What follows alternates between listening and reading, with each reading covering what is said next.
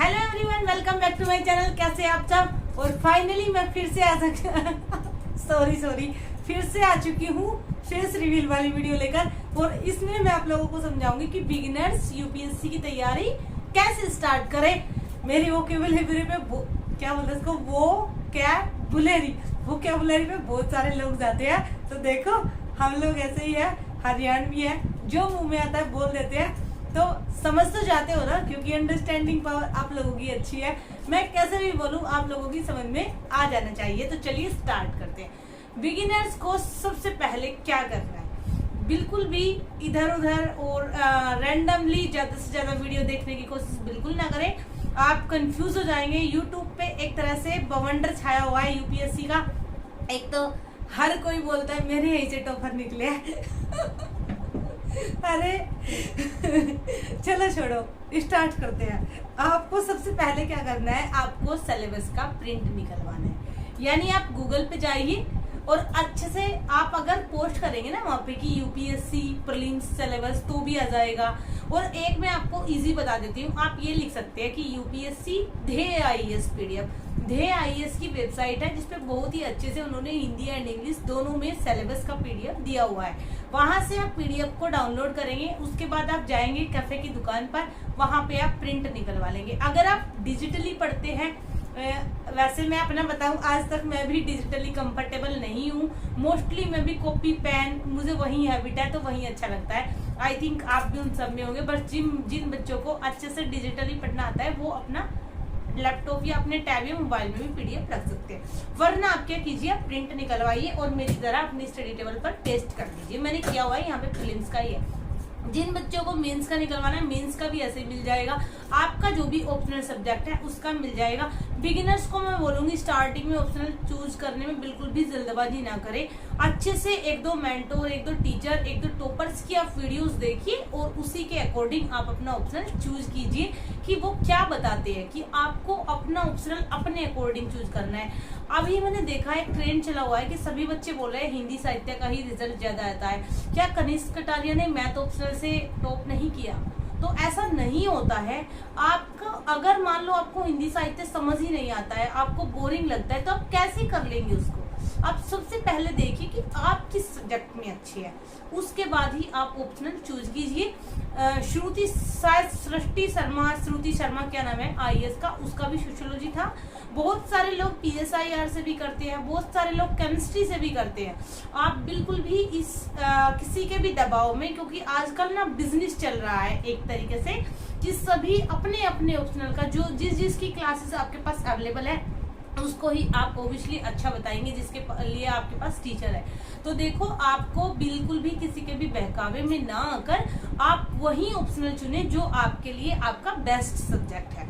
उसके बाद आता है सेकंड स्टेप। इसमें आप एनसीईआरटी की बुक्स लेंगे और एनसीईआरटी की बुक्स भी अगर आप चाहे तो आप डिजिटली पढ़ सकते हैं, यानी आपको खरीदने की जरूरत नहीं है। बट अगर आप मेरी तरह, फिर से मैं बोलूंगी, अगर आप मेरी प्रवृत्ति के इंसान हैं तो आपको बुक ही लेनी पड़ेगी। और लीजिए, हाइलाइटर लीजिए, अंडरलाइन करने के लिए पेन लीजिए और आप उसमें भी आप सिलेक्टेड बुक लीजिए। वीडियो का लिंक मैं डिस्क्रिप्शन में डाल दूंगी, जिसमें कि एनसीईआरटी को कौन कौन सी बुक मोस्ट इंपोर्टेंट है आप उसी को पढ़े, आप उसी को पढ़ सकते हैं। पूरी की पूरी पढ़ने की जरूरत नहीं है। एक चीज मैं स्ट्रिक्टली बोलूंगी, 80% पेपर एनसीईआरटी से ही आता है यूपीएससी का, जो कि मैंने 4 साल में एक्सपीरियंस किया है। तो आपको क्या करना है, एनसीईआरटी की एक सार बुक आती है, उसको भी अच्छे से कवर करना है। और अगर कोशिश कीजिए, अगर आप बना सकते हैं तो आप अपने नोट्स भी बना सकते हैं अलग से, या फिर जो ग्रुप के बच्चे हैं उनको मैं खुद बना के दे दूंगी।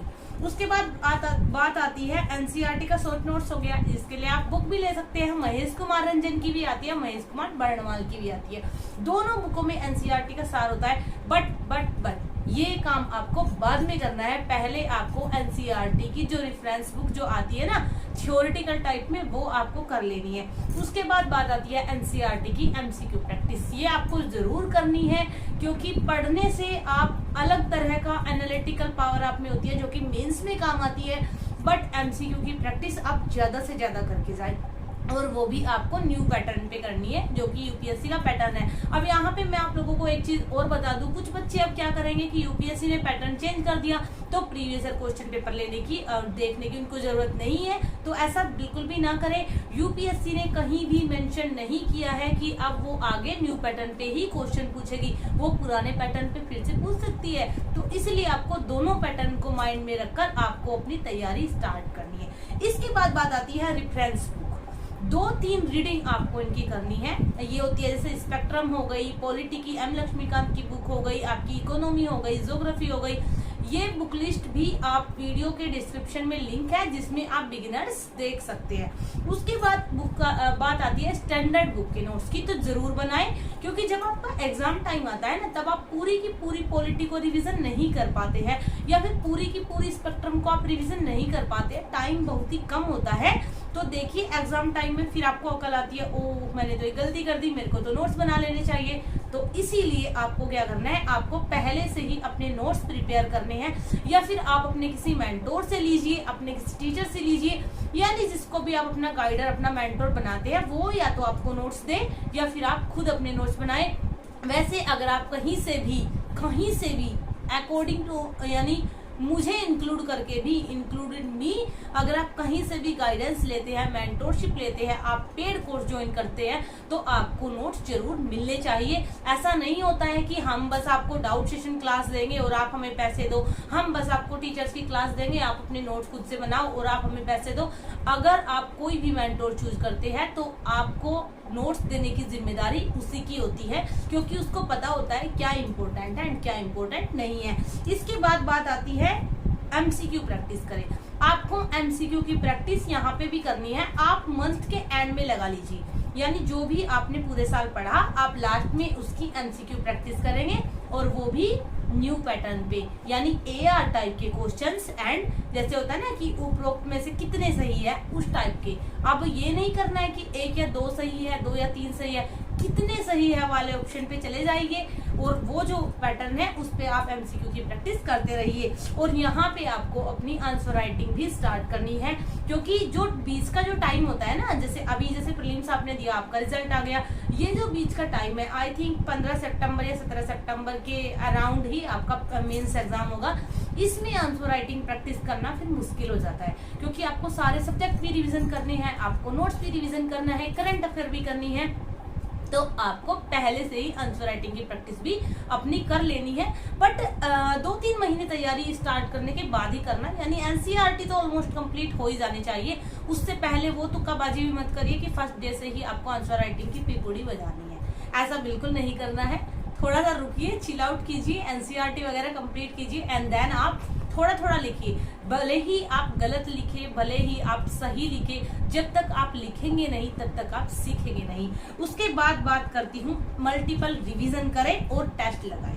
यानी आपको अपना मल्टीपल रिवीजन देना है अपने नोट्स को, यानी first syllabus, NCERT books, PYQ book, और उसके बाद एनसीईआरटी के एमसीक्यू प्रैक्टिस। उसके बाद आपको करनी है स्टैंडर्ड बुक की 2-3 रीडिंग, एंड उसके बाद नोट्स, एंड उसके बाद रिवीजन।